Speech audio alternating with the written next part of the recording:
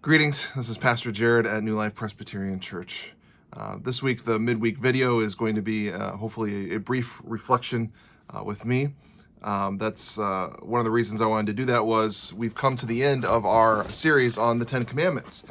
And in doing so, I had hoped to have a series of Sunday schools in which we were applying these and thinking about how this actually helps us understand the world and what the use of the Ten Commandments and the law is. But we haven't been able to do that because of the pandemic and because of everything that's been going on that has not allowed us to have a Sunday school as we've been doing this. And as I was thinking about wrapping all of those things up, I also was quite aware of the fact that many people have been glued to their television screens because they've been watching news, and that's been the place that they've been reflecting on. And that's been where a lot of their lens for how the world is and what's going on in the world has come from. But I wanted to talk to you today a little bit about the relevance of the Ten Commandments in regards to our news.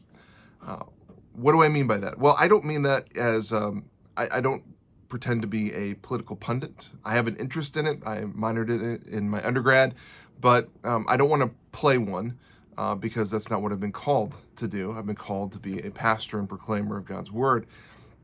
But God's Word has something that helps us understand what we see on the news. And I wanted to use this as a reflection because there's so much interpretation and what we call takes today that is not Christian in its worldview of what has happened in the past really week.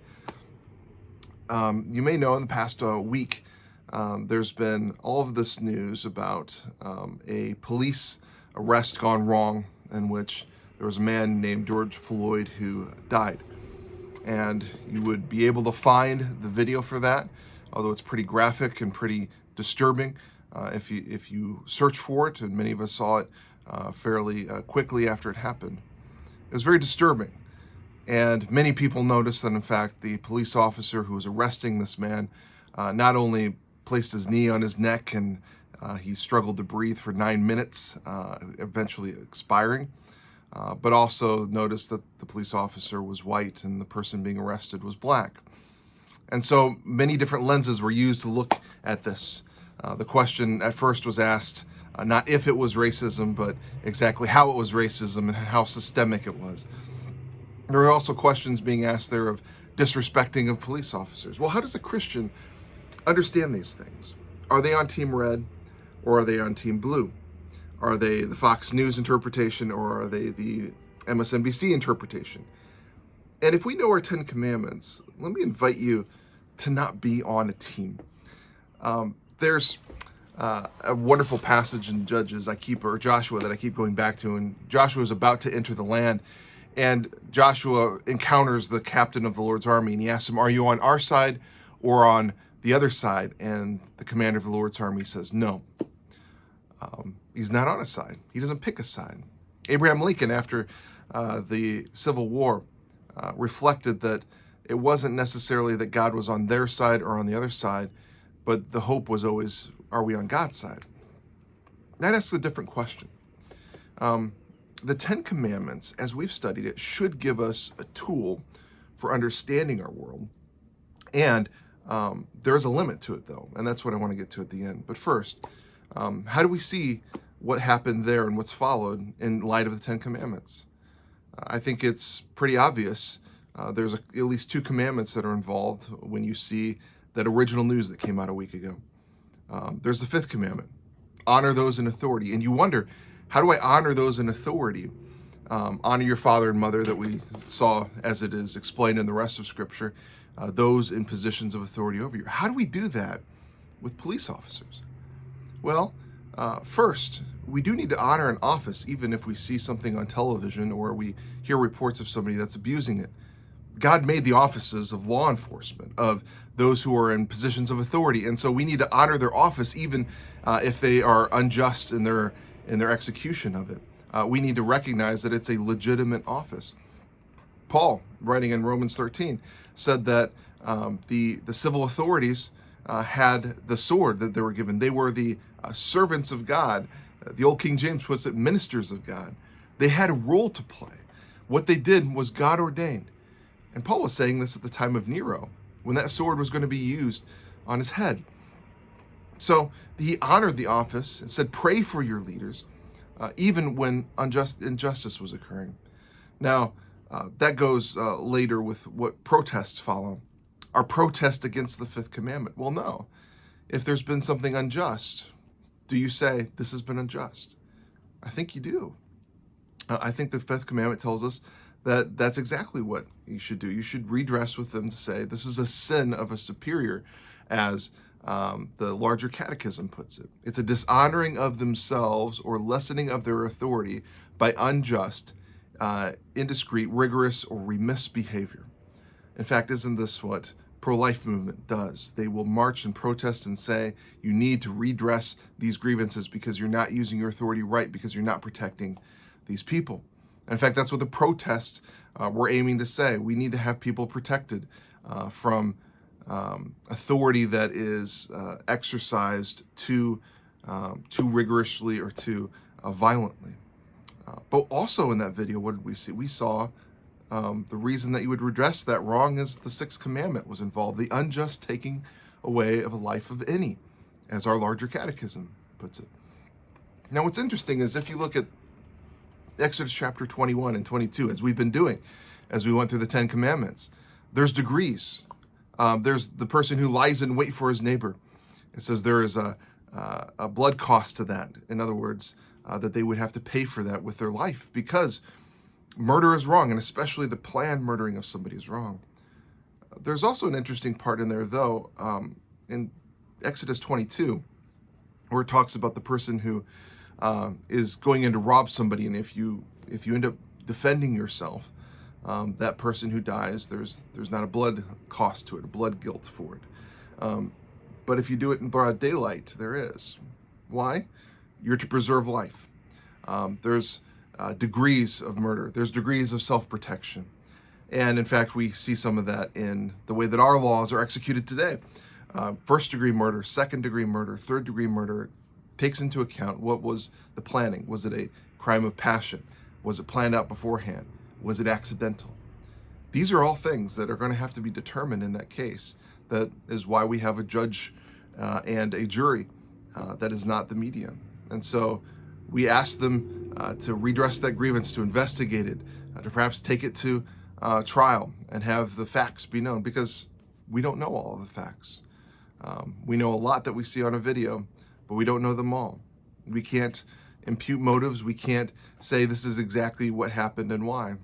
Often that happens with a news story. You ever have that with a news story? You make a judgment, and a day or two later, more facts come out, and you realize there's something else that was involved. A Christian, in looking at that, should say, the fifth commandment's involved. They should be somebody who's honorable in commending that office. The sixth commandment is involved. Somebody died, and this seemed to be an unjust use of authority that was happening there, and we need to have that redressed. So a Christian would say those things.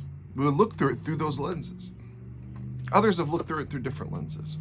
The lenses of race, the lenses of just law and order, and come to different conclusions. But I think the Christian needs to use the Ten Commandments to say, actually, this is what is involved here. As you look at the media and what they say, there's Ninth Commandment issues that are involved. The issues of is a report being spread falsely. I think we've seen that since this. There's been so many things that have come out that have said either this is happening with protests or this is happening with so-and-so. And they end up being false reports. There's Ninth Commandment violations that are happening within the media and on different sides.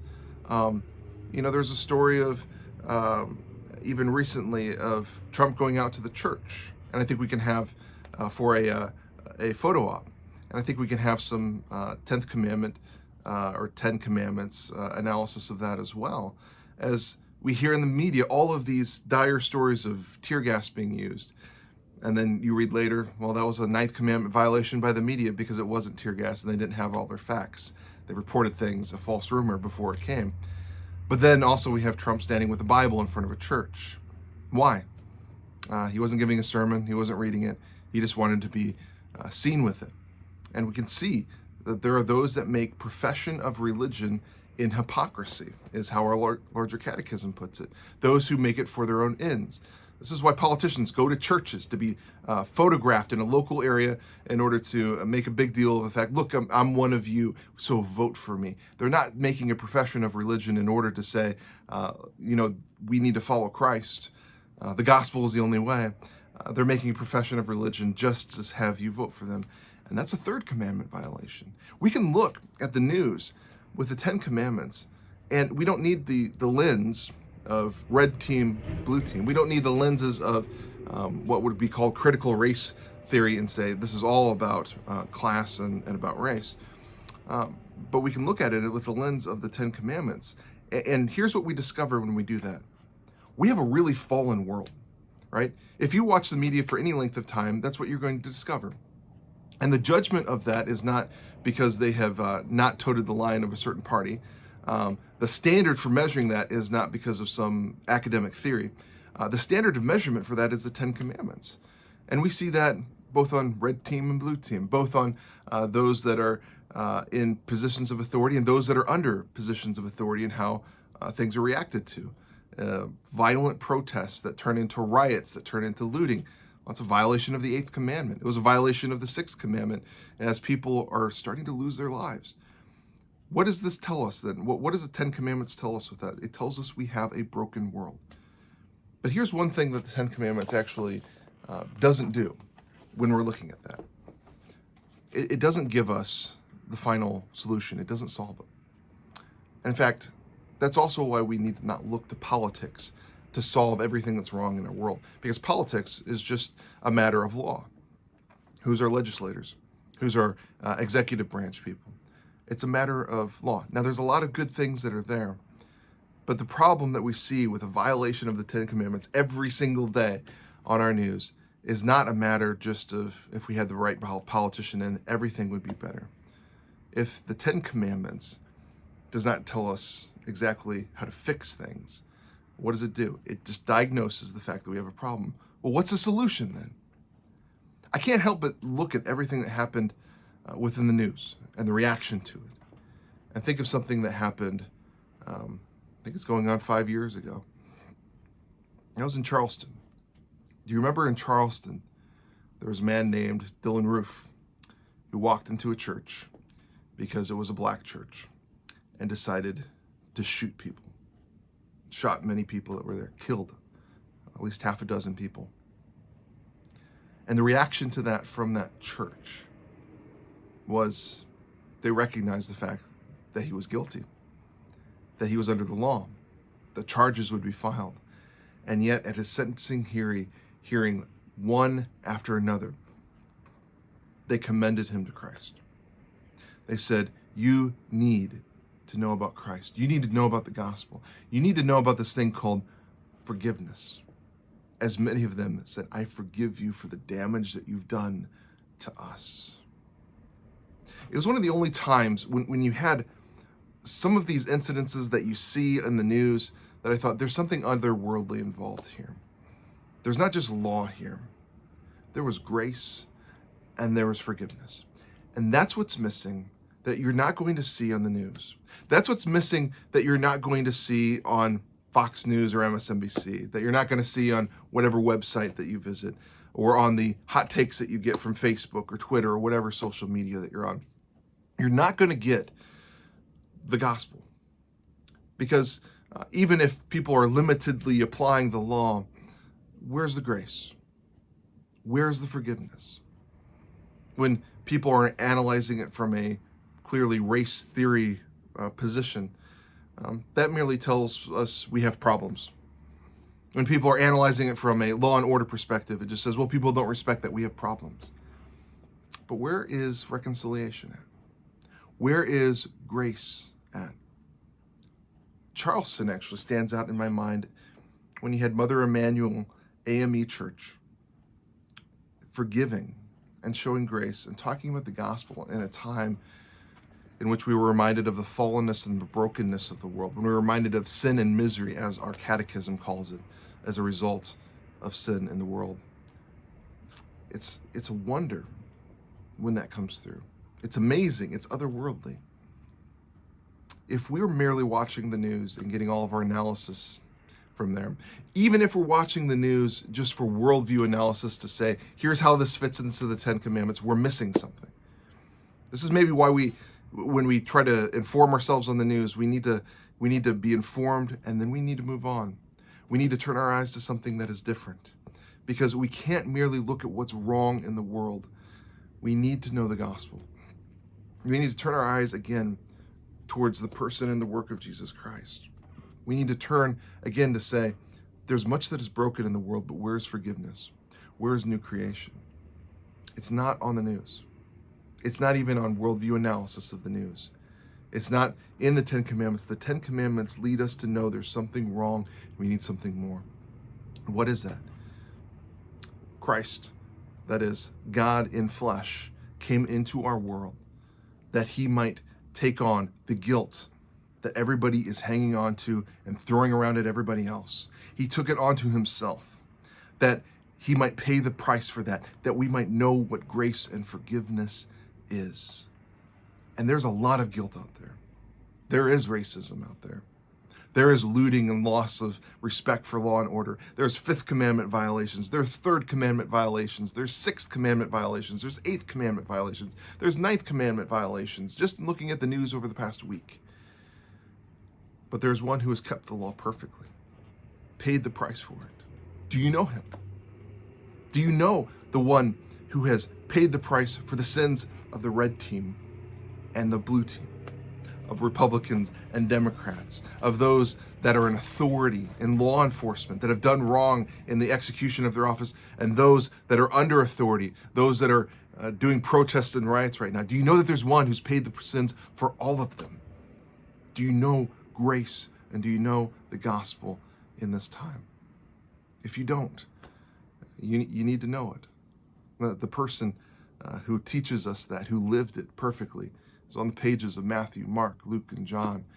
His gospel is expounded in grace, and what it is told to us throughout the rest of the book. Do you know him? Have you studied him? Do you know the one who is actually able to have a solution and not just tell you what is wrong with the world? If you don't, might I suggest this?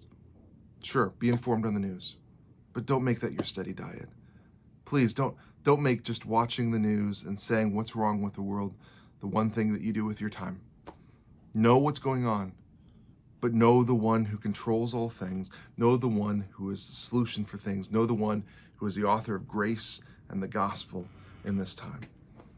Know the gospel, not merely the law.